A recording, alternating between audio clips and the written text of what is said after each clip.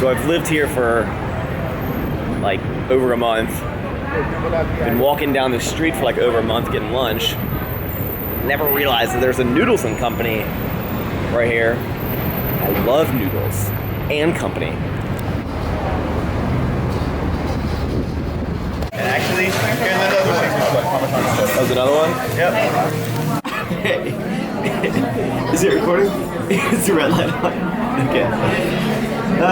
So we're at Noodles and Company. Normally I get the penne rosa, which is my favorite. It's got like 33 grams of fat. But I figured I'd get something, maybe try a little more volume, get a little more micros in. This is the Japanese buff bowl, they call it. And basically it's just a bunch of spinach, broccoli, carrots, shallots, is that these are? I think they're bean sprouts. It's definitely bean sprouts. I don't know. Sort of like 4 lemons on this thing. Comes with steak. Macros are 11 fat, 34 carb, 29 protein. But I actually got double meat. I got chicken added. And then I'm not really a sriracha fan, but when in Rome, right? So this would be a good voluminous, voluminous meal. But a bunch of micros, low fats, and I can crush some pizza later today. Picked up some beef sticks from CVS. They were on sale. Bad boys are only $1 a piece. Got some Oreos and Chips Ahoy if I'm feeling super crazy.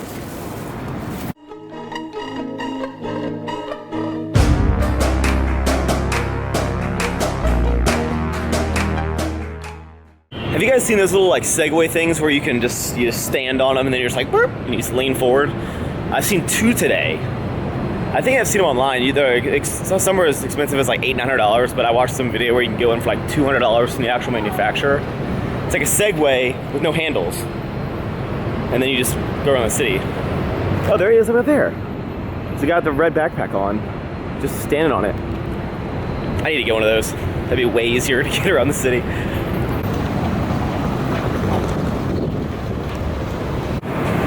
All right, so it is bench day.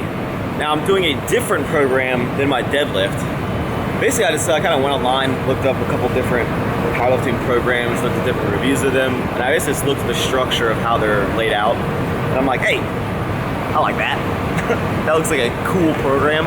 And then I throw my little Mr. Max spin on it, aka throwing a bunch of stuff in at the end that probably messed it up, but it's all about having fun, right? Making gains. What is going on, guys? Welcome to the video. Welcome to the commentary. Today is going to be focused around the bench press, and not just the bench press, but the close grip bench press and a tricep focused workout. Now, I thought I'd kind of document, obviously I document everything, but I'm going to document each of the programs that I'm running. So my bench program is actually different from my deadlift and my squat program. The deadlift and squat program is actually a 6-week program. And the bench regimen that I am following, that I found on the interwebs, and I kind of altered, is a 12-week program. So this bench program actually works off of a heavy single, not a maximum effort heavy single, but a specific percentage of your 1 rep max. And for today, that percentage was 270 pounds for a single, which went up actually pretty slow. So right here is 270 pounds for a single. And actually, for the entire 12 weeks, it actually goes off of singles for the initial first set, you could call it. So here's 270 pounds. Slower than I wanted, but that's kind of the point of the program.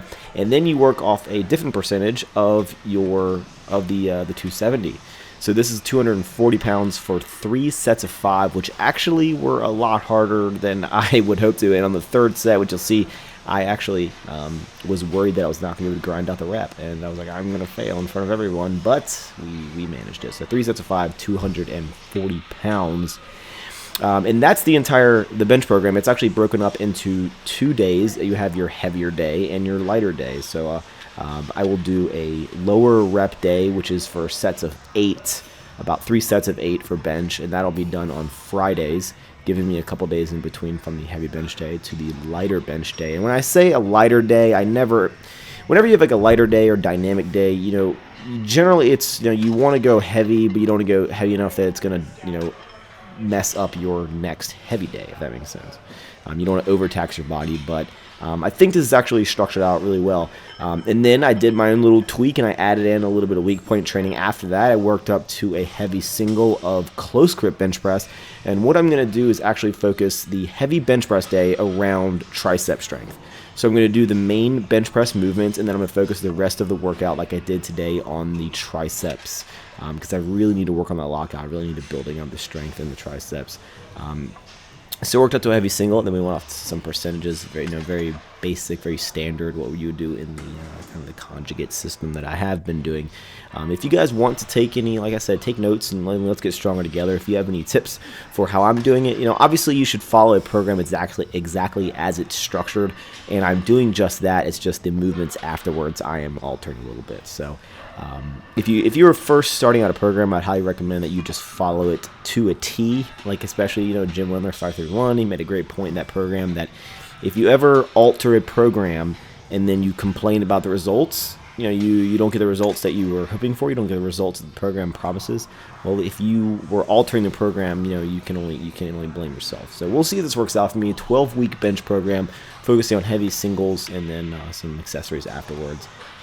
And then my secondary bench day will be lighter reps, like I said, focused around chest hyper. So maybe some incline presses, things along that nature, and then throwing in some shoulders, whether it be either some shoulder presses, some side raises, and definitely some rear lateral rows or face pulls. And then we finish out the workout with some tricep work like you're seeing here. So I did about 4 sets of 12 of pretty heavy tricep extensions, as heavy as I could go. Actually, as heavy as the stack on this machine would go. And I tried, some people have commented on previous tricep movements where I've, done them quickly. And I was doing it on purpose. I was doing like sets of like 20, and I was just getting basically like a tricep pump. It wasn't to focus on the lockout of the tricep like I'm doing here. Even on my dips, you'll notice I'm pausing at the top, pausing at the bottom a little bit, really working on the actual lockout. So I'm excited to take you guys along this. I could make it this like a series thing of, the rebirth of my strength, getting back in programming. But just, stick on the videos, and we'll see how it all works out. Thank you guys. So besides this vent, one of the struggles to constantly try to improve YouTube is to kind of get different content, take better photos, things like that. But I don't have someone, follows me around with a camera, although that would be nice. So like I have to kind of do this where I'm my own cameraman, so I set up shots and I try my best to focus it. I try my best to, get all the settings right, and then I have to set the timer, and then I have to run into plays and be really awkward when there's like a bunch of people usually. But when you really enjoy something, you really love it, you want to put your passion into it, it doesn't really matter what you have to do to make sure that it gets to the level that you want. And even though I'm not at the level I want, I'm trying, and I'm doing my best. So I love this YouTube thing, so I'm gonna keep on being awkward in public until, I don't know. There's no until. This is something that I truly enjoy, and I'll sit out here for like 45 minutes until my battery's dead trying to get the right photo. So while we are in the park getting some fresh air, I thought I'd very briefly talk about kind of what I mentioned over there about, doing what I love, and that's YouTube. And I have a strong passion for making videos. I have a strong passion for, producing entertainment content and, helpful content and putting out stuff that is like relatable to you guys. And I thoroughly enjoy making this stuff. So I don't mind, this is like a trivial thing of like spending an extra 30 minutes to take a photo. That's not like a huge deal. But, on a bigger scale, a lot of things that maybe you guys have going on in your life, whether it be your career, maybe you have an idea for something, you have a passion for something, you're starting a YouTube channel and it's not taking off. What you're envisioning is not, you don't see the return on investment immediately, and maybe you're spending a lot of time, money, effort. But as long as you know what you're doing is good and you strongly believe in what you're doing, then you should always keep going towards that. And there'll be definitely a lot of people in your life that will, talk negative about what you're doing, say what you're doing is stupid, saying that whatever you're doing is not going to work out, you're never going to succeed. And as long as you have the mindset, as long as you have the idea that you know what the end goal is going to be, then, keep going, guys. just keep at it.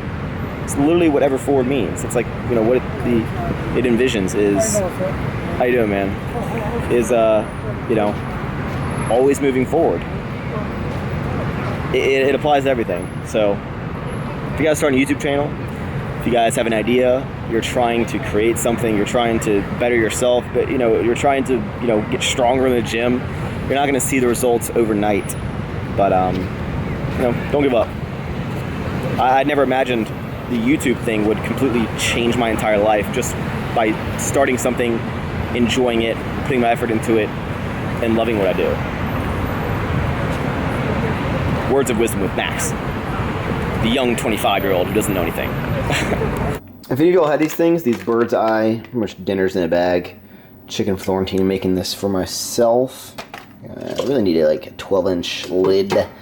But, you know, it's basically a frozen dinner thing. They're pretty good. I know a lot of the first things people say is that they're high in sodium, but my personal opinion on sodium is drink a lot of water, and I more than likely be okay. There's some outliers. Don't, you know, I'm not telling you how much sodium to eat. I'm just saying for me generally, I drink a whole lot of water, so I don't really analyze sodium that high much. I don't analyze sodium. That hair, so long. So the finished product, I'm gonna crush this whole thing, watch some YouTube videos, eat this apple. It's gonna be a good time. Drink some water. You like how I have to put like a rubber band on my head because I don't have like one of those hairband things. My hair is like at night, it falls in my face. It's terrible.